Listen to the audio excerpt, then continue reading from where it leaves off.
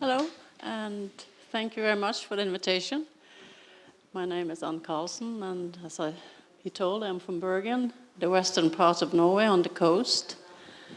And I'm going to try and talk about the subject that you have discussed here today, and a little bit about how we look at rehabilitation and preserving the history. Historic buildings are not just relics of the past, they're a living testament to our collective heritage and identity. However, as society evolves, the purpose or function of these buildings may become obsolete in the face of urban development and modernization.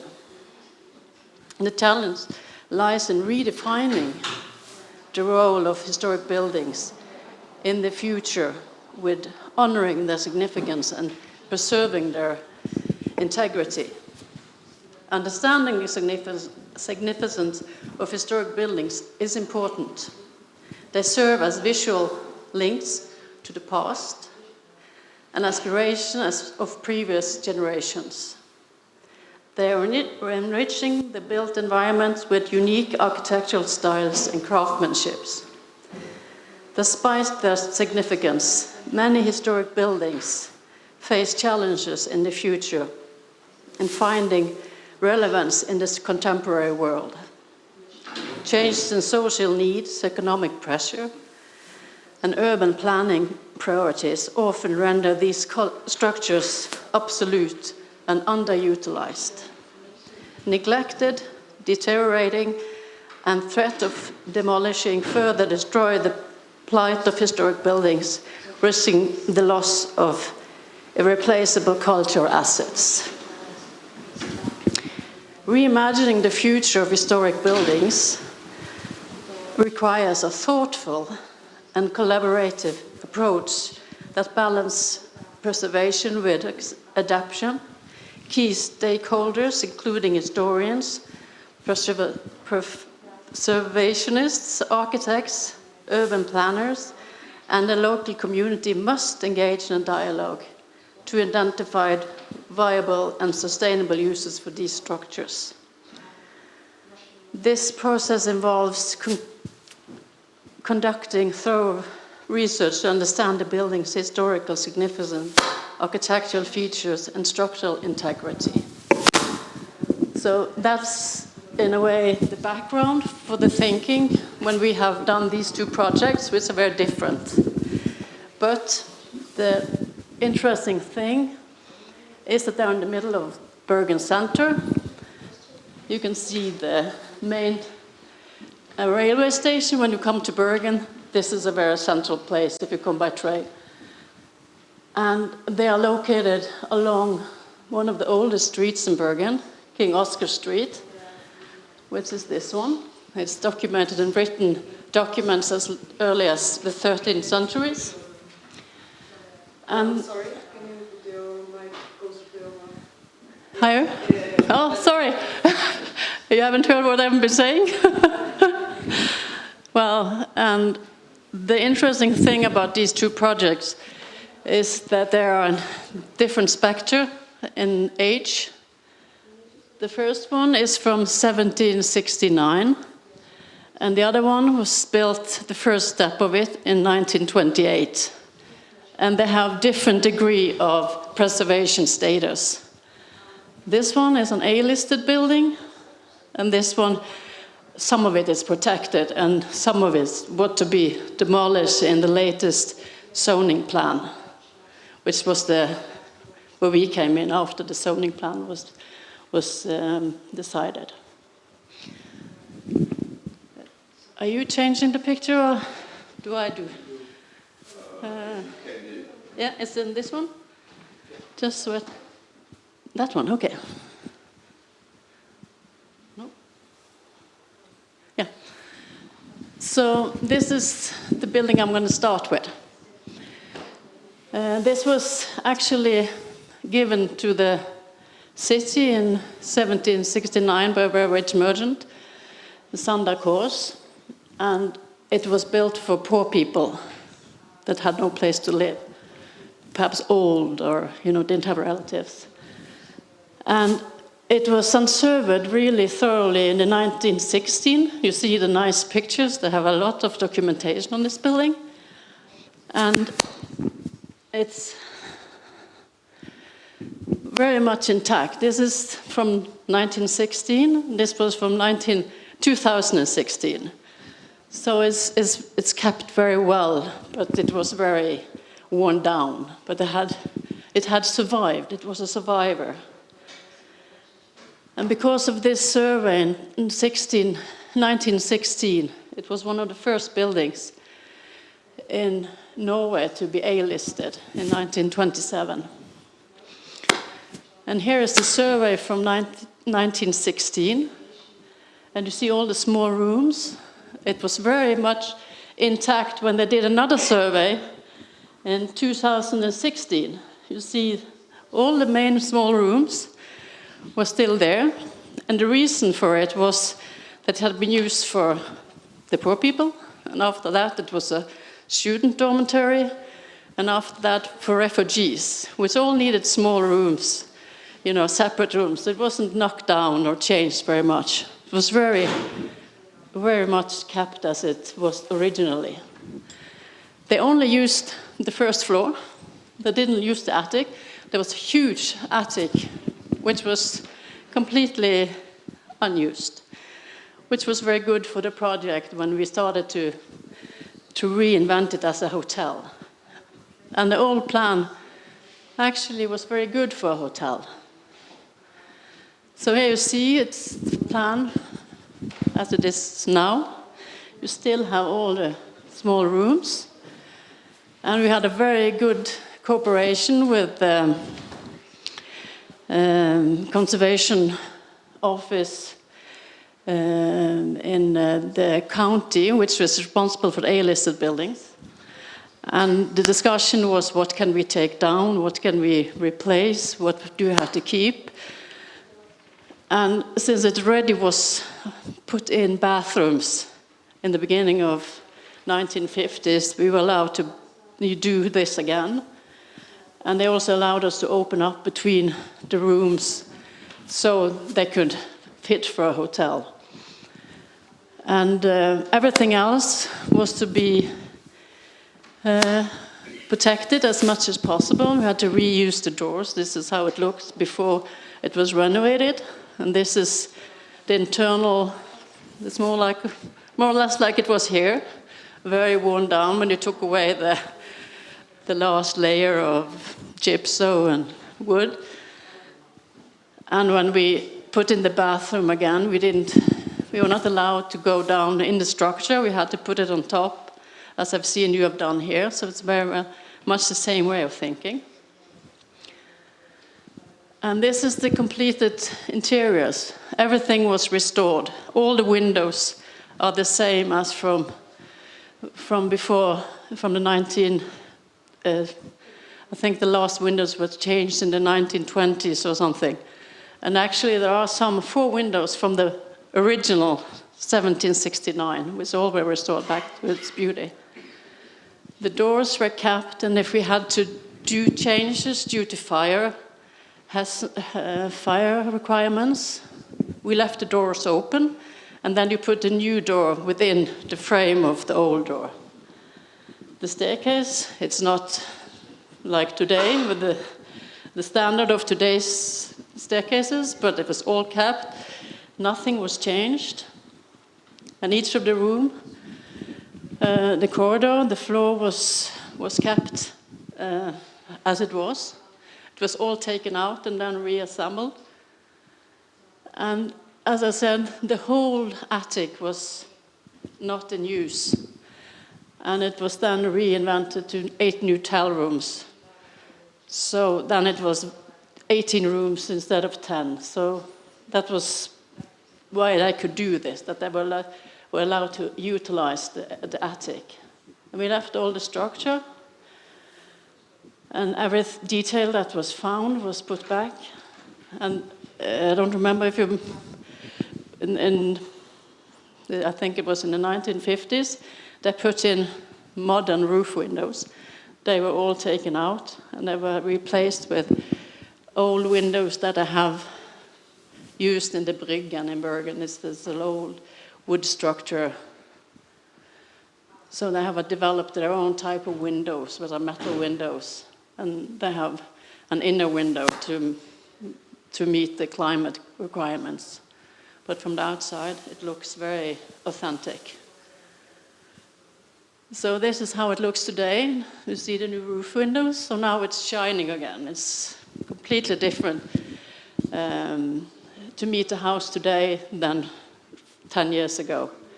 And the whole garden, which this is in the middle of the city, and it has a big garden. So now it's made a new entrance to the estate from the opposite side, because this is the main entrance, and the other one is the garden side. And it was completely closed off from the city, but now they made another new access, so now people can come to the garden and enjoy it. If you're not staying in the hotel, you can also go there and sit, and you can have concerts, and yeah.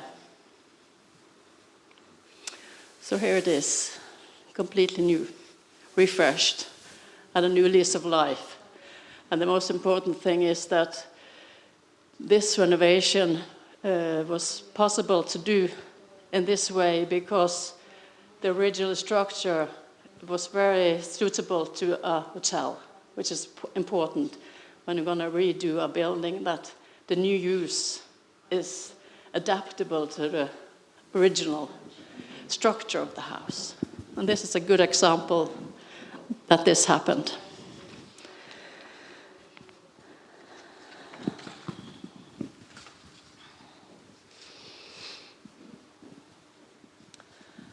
And the next is just one block further down the street. This was built in 1926 by an architect called Tryti. And it's a shop actually for a car dealer. And the shop was there. And all of this was the garage and the petrol station. A car in 1926 was a luxury item. So you can see the building it's really nice. It was put a lot of effort into this structure. And this is how it is, or was, when we came into the project. It had been rebuilt several times. They had extended. This was the original building that you see here. And it's completely redone. And this part, which was from 1948, was also Tryti, and he made a change from this historical buildings to a functionalistic building. That was his choice. It was at the time. And when they did the zoning planning, they said that this building was to be teared down, to be a refill project, but the rest, all of these facade around here and this building in the back, we had to keep. The facades, only the facade, because after it was no car deal shop anymore, it was reused as a car park. During the first period when we are trying to develop the project, we realized the standard of the concrete and the structure was really bad, of the elevation which we had to preserve. And there were some elements that we thought were valuable, like the staircase. And the first part of the project, which was this one. One of the things the zoning plan had permitted was that you can make an extension to the house. And that was due to that in 1928. Actually, the house that was the first building was applied for with 3 stories, but only one was built. So we could extend one extra storage. So this was demolished, and this part was supposed to be kept. But, as I said, the structure was really bad. The elevations, the facades were crumbling, And how do you make it into a livable space when it's been a car park? You have to isolate. This was just a concrete wall, compact, was no isolation. So we had a discussion with the municipality about how to do it. And everybody agreed in the end that we have to insulate on the outside of the structure to protect it. But if we did that, all the detailing would disappear. The tower, the dimension of the tower would be so dramatically changed that it would be a bad thing to do. So after a lot of back and forth, we managed to agree upon also tearing these facades down, but keeping the tower. The tower was the main thing. And we could live with that not being insulated. We left it just as it was, with the staircase, with the windows, everything was restored back to how it was in 1946 or 48. So here's the tower. That's a really important thing. And then there's this one-story building towards King Oscar Street. So it's a completely different dimension of the project from this side to the other side.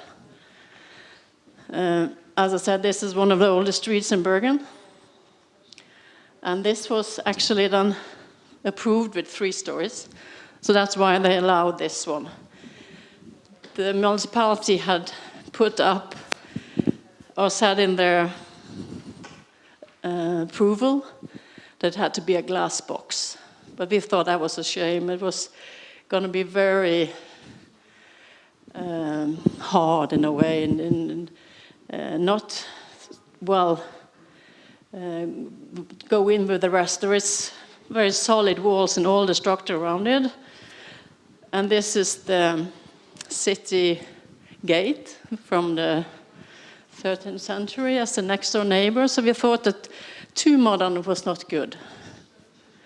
But we started to look at the dimension on this building, and we found out that the width of the windows was a nice thing to keep. So that's the common thing all the way. On all the elevations, you will see the new elevations, that we have used this on this building and on this building. And here also, you can see there is a minor change in the windows that we were supposed to rebuild. But they agreed, because of the change of use from a car park to a hotel room, we adjusted the window to fit with the new use. And everybody who is from Bergen and come here, now after it's redone, they don't notice that the windows have changed a little bit. Because what they see is the tower, and all the detailing that was on the old windows, we used the same type of windows, very narrow metal windows. And then this is recessed, the top floor, and it has another dimension. So it's a new thing, so you see the difference. And here is how the site was when we tear down the whole. Only the staircase was remaining. It looked pretty bad for a while. So this is now the new hotel.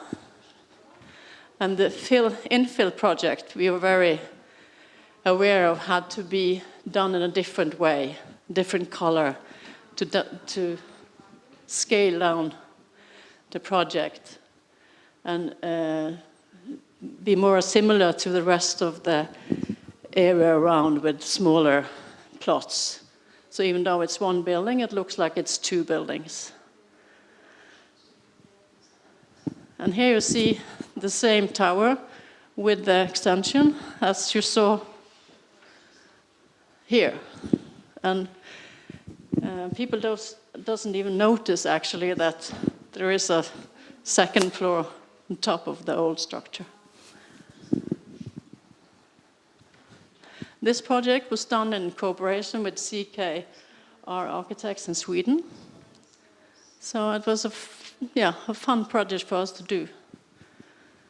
And there's always the discussion about color. As you saw, the colors were very bright in the beginning, but it was all toned a little down. But we still, all the details are visible. And this is how the lobby is. In the first floor where you come in the entrance. And these are rooms, and they're very nice because you have these windows from floor to ceiling. And this is the old staircase, which is preserved with the tiling, with all the structure, the windows. And it's an important staircase in the hotel. And we restored the old windows from 1928 and doors in the car shop dealer, which was up towards the street.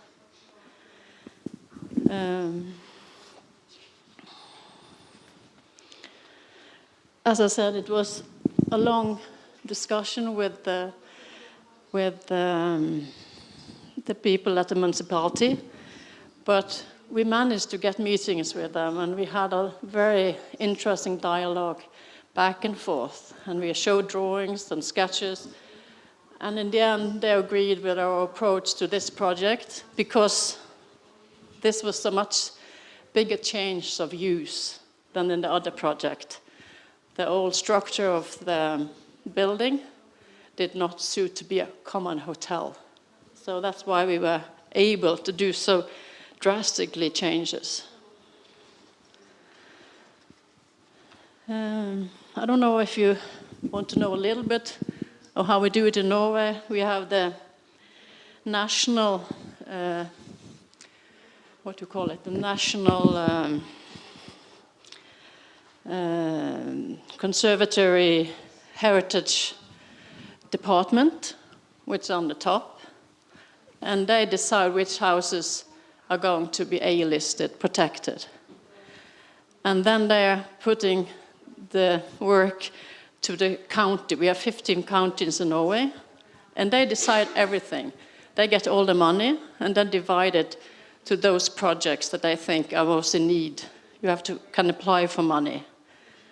But most people who has an A-listed house have to do everything themselves because it's more costly. And it's very small funds they get. So this hotel you saw at the beginning, that was an investor because they had a hotel next door. So they had the money to do it the way that the county wanted. And below, if you have a protected but not A-listed building, then it's the municipality's department who decide what you're allowed to do. If you can tear it down, if you can have to save it. And now if you want to tear something down in Norway, even if it's 20 years old, you have to document it. And you have to send it into the municipality with the application because they want to record the history of the architecture and the lives that have been lived in these houses. So that's how it is in Norway and Bergen. So I don't know if you have any questions or... Questions probably in the end. Okay. Yeah. Thank you.